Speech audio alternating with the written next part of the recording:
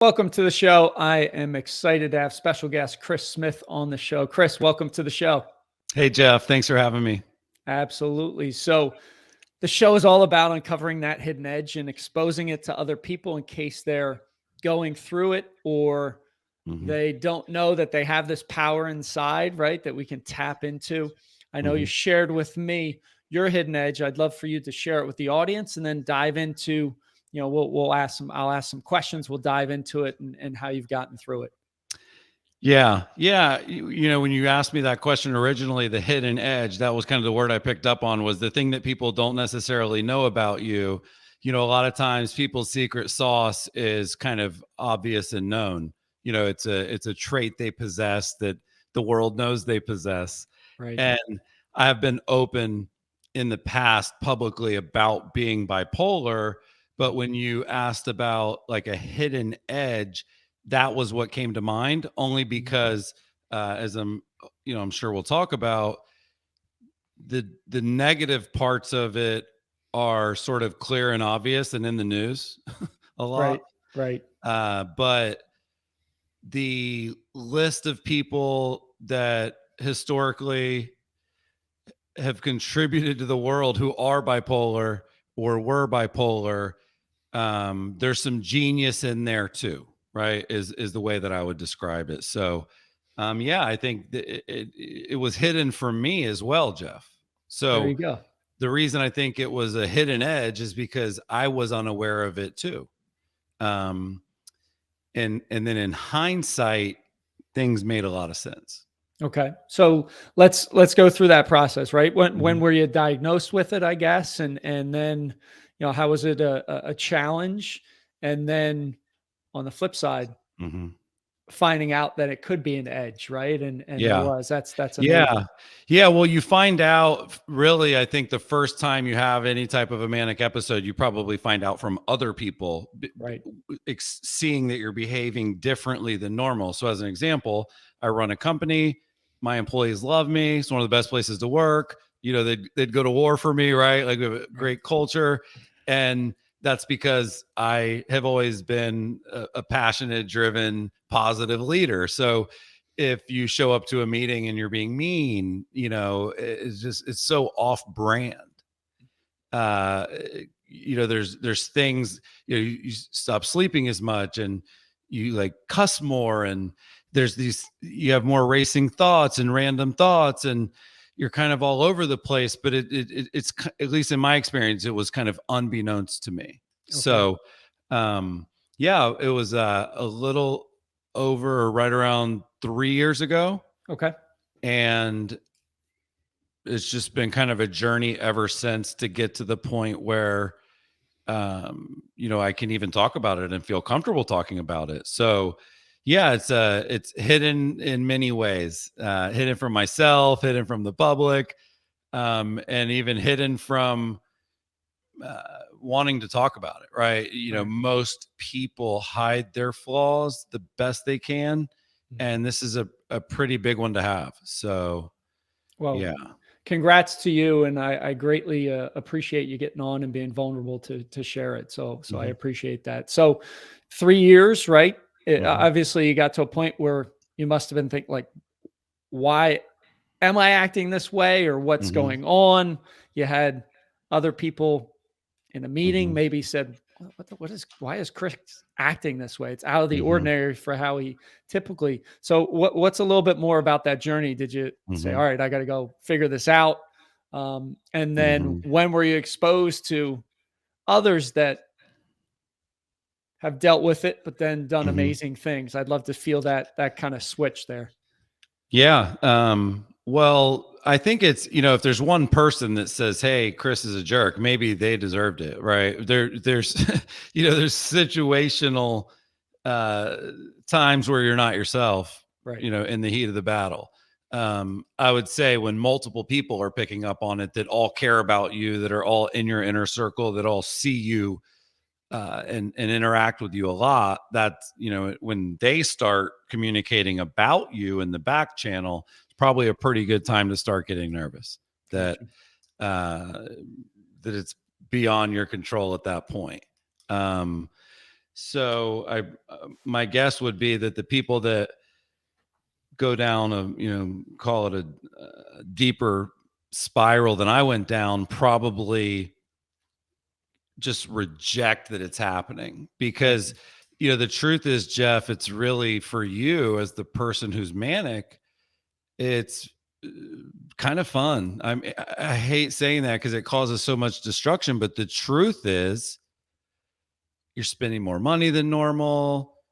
You think you can take over the world. Okay. You forget every flaw you have, and these grandiose thoughts that you have that normal people would just never have. Like, yeah. So my guess would be that the difference between people that hopefully get control of it and sort of channel the good parts of it and do great things with their life, because there's a lot of those too. Mm-hmm. I think the difference between them and maybe what everybody's watching with Ye and with Kanye West's sort of public battle with bipolar is that they they they deny the problem and refuse the help. Gotcha. And if you do that for long enough, especially if you're someone who has a rapid cycle of mania, you're basically gonna build a bridge, tear it down, build a bridge, tear it down, build a bridge, tear it down. And you can't expect the people around you to be willing to go through that over and over. Gotcha. Okay. So as you're going through it, where do you get glimpses of people that have been ultra successful or changed the world or done something? How does that come into your vision, your frame of reference, right? How does that picture kind of start to be painted? Yeah. Well, I have to say there was a guy on YouTube. It's the YouTube channel is, I believe, Bipolar Warrior. Okay. And so, it's crazy, Jeff, is there's content about everything. There's an influencer in every category. And I forget his name and I apologize, but he had, the same way I have a marketing and sales YouTube channel and feeds, he had one about the ups and downs and pros and cons and challenges of being bipolar. And I know that helped my wife to be able to watch that content. I know that it helped me to be able to watch that content. So yeah, that I think was helpful as far as just finding, call it normal people that are a few steps ahead of you, so that you can sort of understand. Like, I think the thing that you're really going for when it is first happening, Jeff, is like, I'm not alone. Like, you kind of feel like there's no one else out there like you that would understand you, that would know what you're going through. So when you see a piece of content where clearly you're not alone, that's helpful. And then I would say the second thing would be, it's tricky because some of the most successful and influential people in the world historically have been bipolar. That's the cool part. The bad part is many of them also end up killing themselves. So it's like, I want to be like Van Gogh, but not all the way. You know what I'm saying? Right. Like, he's probably one of the most famous bipolar artists. And if you actually watch his work from the beginning to the end, you see his mind deteriorate on the easel. It's fascinating. When you look at things like this, the trees and the fields and the sunflowers and the self-portraits at the beginning versus the end of his journey, you never look at him the same after that's part of his story. Winston Churchill is, in many people's opinion, one of the greatest leaders of all time. Yep. And he is probably our best overall spokesperson for being bipolar. But there's just so many artists, there's a lot of bad endings, but Kurt Cobain was really fucking talented. Right.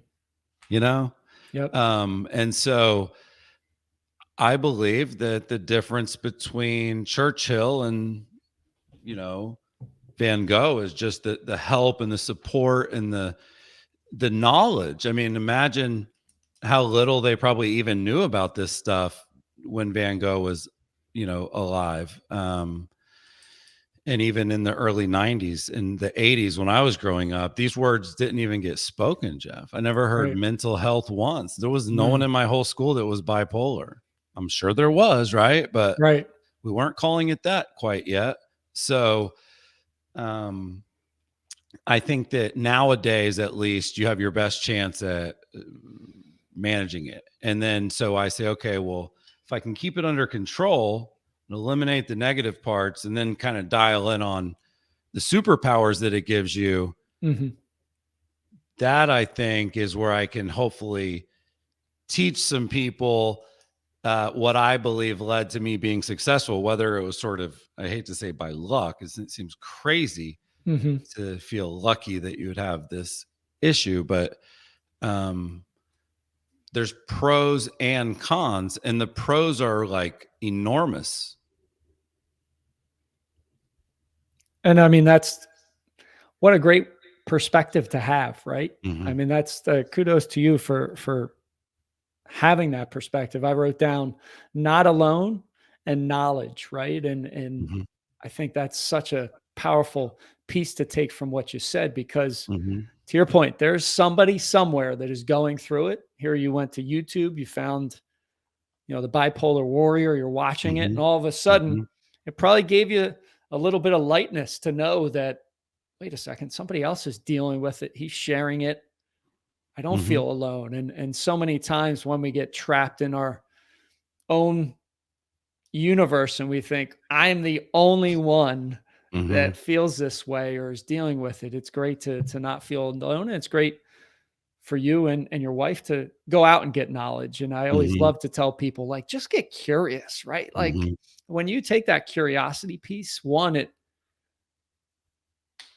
allows you a little bit of lightness, right? And I'll go Hmm. back to that again. And I'm just going to get curious and figure out, like, how can I lean into this, and how can I, to your point, dial up the things that are amazing Hmm. about it, and then be aware, and how do I put Yeah. barriers up to the Hmm. bad side, or enlist Hmm. help, whether it's your wife or people you work with, to say, Yeah. hey, if this is happening, you need to Mhm. do XYZ to help me. Yeah. I think if you're sort of people typically, in my experience, are sort of optimistic or pessimistic by nature. And so I think I've, because I'm sort of blindly optimistic, which I think is Mhm. probably part of one of the positive attributes I mentioned, Mhm. my first thoughts are, I would do something like looking up who the most famous people are and the most successful people are with bipolar versus Right. maybe somebody else would be looking up the death rate, Mm. or, some of those numbers that are, you find what you're seeking, Jeff. Right. Yep. So for me, that was kind of naturally what I was drawn towards. And you're right. For me, the other thing that was important was knowing that there were people where I want to be professionally, personally, like the way that a lot of people now, when I have spoken about this, will kind of call it look up to me and be like, hey, like you sharing that makes me feel good that like mine can not be an excuse to hold me back. Well, Right. I listened to an interview with the founder of Kayak, Okay. and he was the first, billionaire, 100 millionaire, it was just the first time I had ever heard a successful, prominent, business person talk openly about it Mhm. and explain the benefits of it, because there are. And that was that for me was probably the step I needed to say, okay, well, he's above me and Mhm. he's talking about it. And I feel what happened to me when I heard him say it.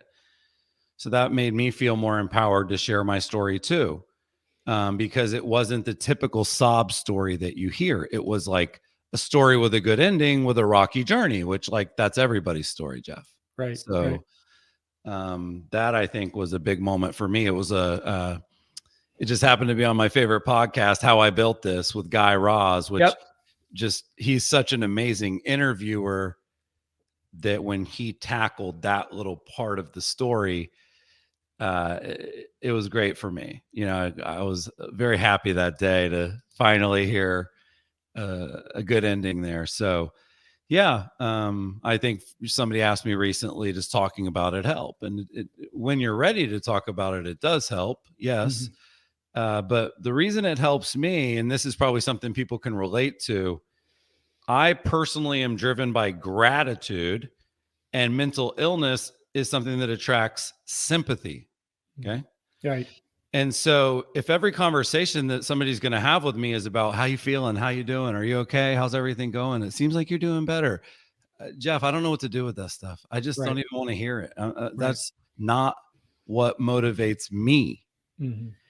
And the first year, two after this, that's what rightfully so. That's what people asked, Right. right?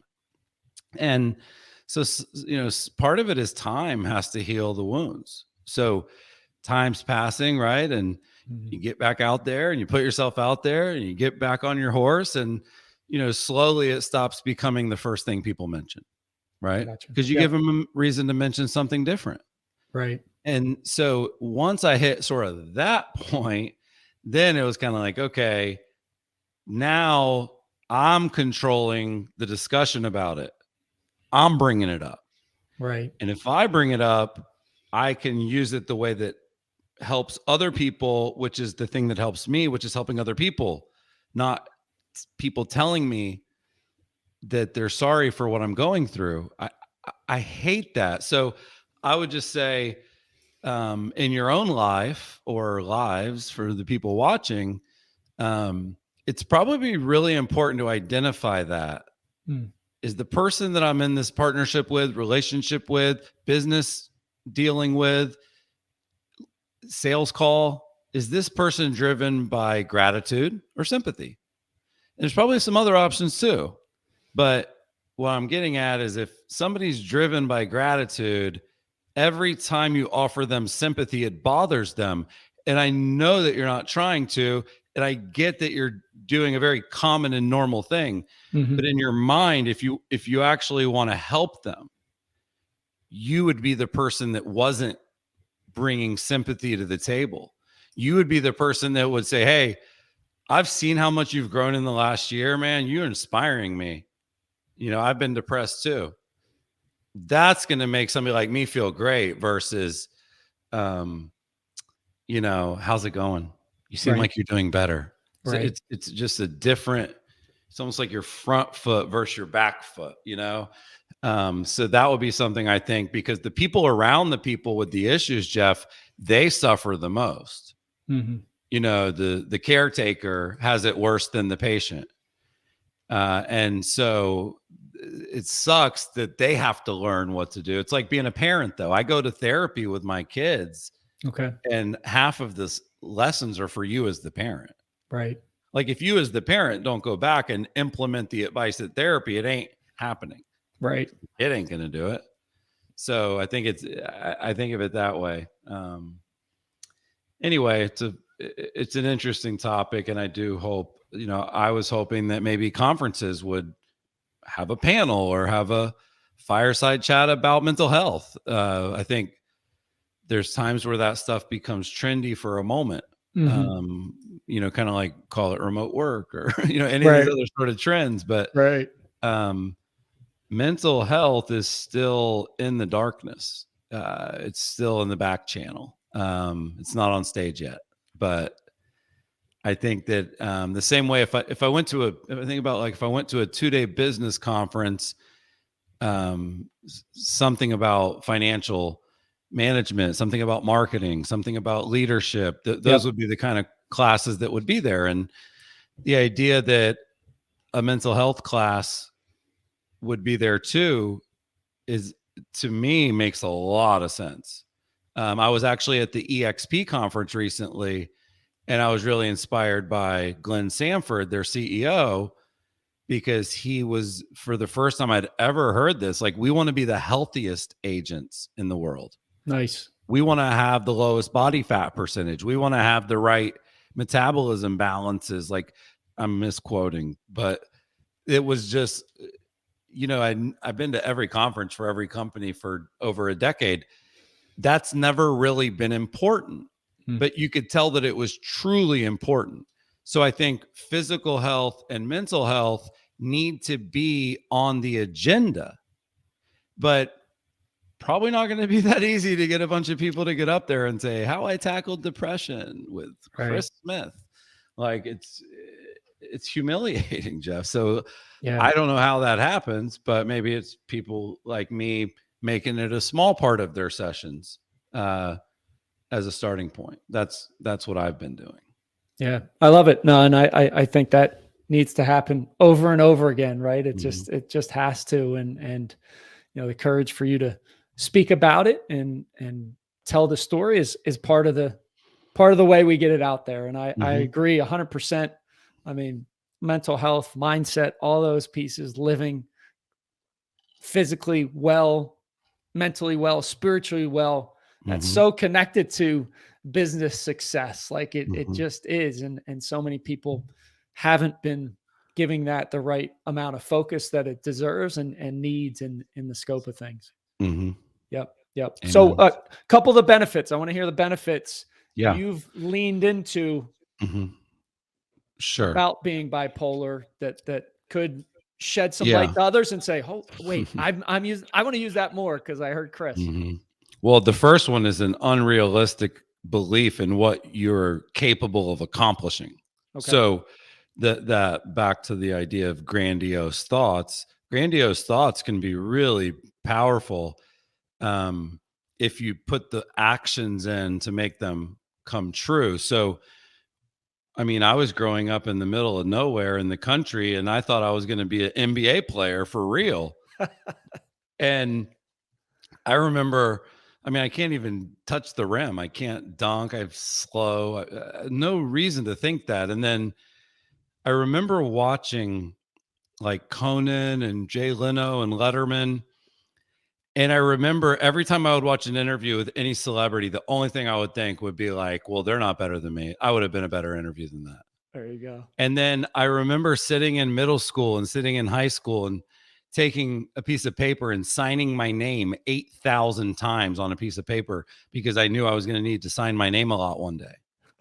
And then I went to college and, realized sports weren't going to be the path. And I decided to become an actor. I told every person I knew that I was going to be a famous actor. I started taking acting classes. I moved to LA. I was an extra. I was on a bunch of cool shows. I was on a bunch of movies. I wasn't actually good at acting. I never got any, call it real parts, but I was very, very sure that was in my future. Okay. And yeah. And now I think I'm going to basically, I think what ended up happening is I sort of found my thing. And my thing ended up being sales and entrepreneurship and business and marketing and branding. And it's a good thing to be your thing. My superpower is like lead conversion. Every company in the world is like complaining that their leads aren't good enough. And the salespeople so it's in demand, which is great for me, obviously.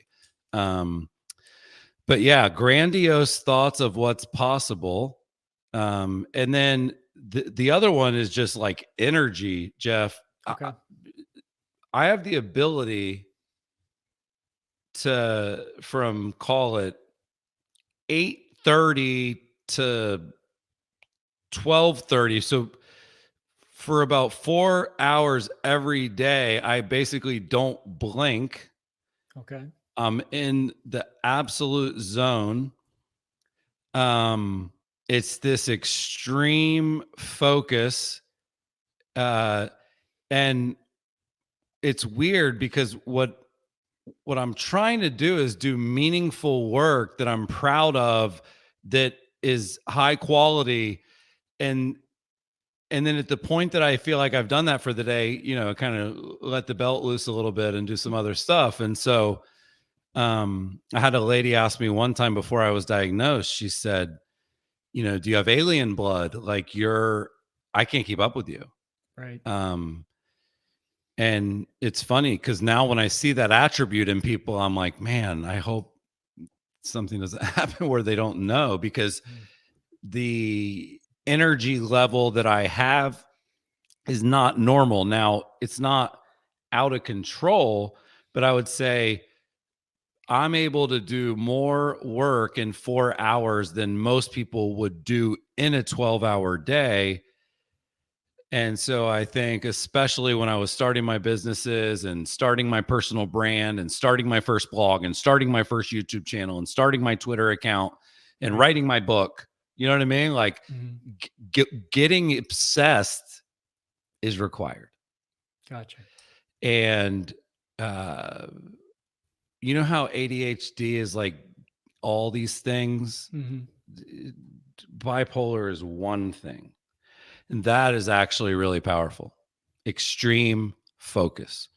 So it would be sort of grandiose thoughts, ridiculous amounts of natural energy, and then I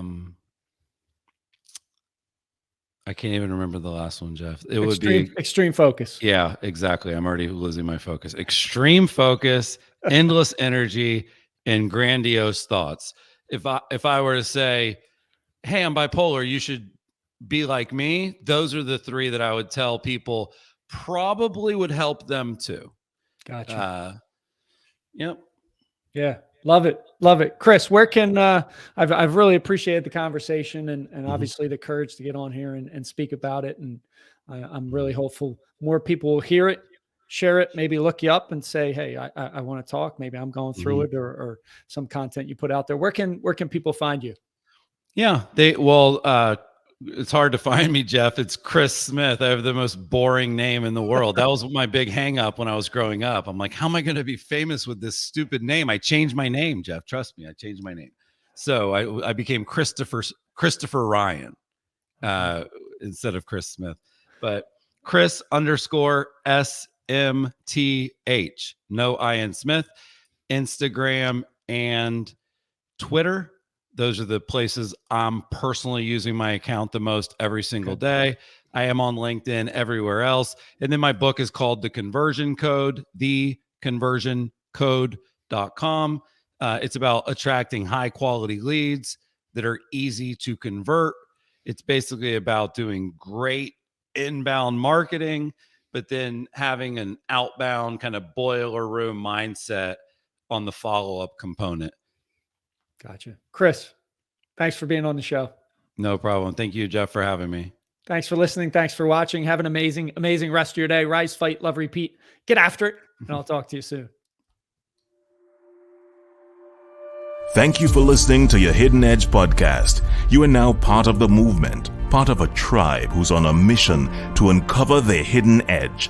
We're stronger together, so please share this. Show up with one person in your network that you want to help. Together, we can empower others, and connected, we can make a dent in the universe.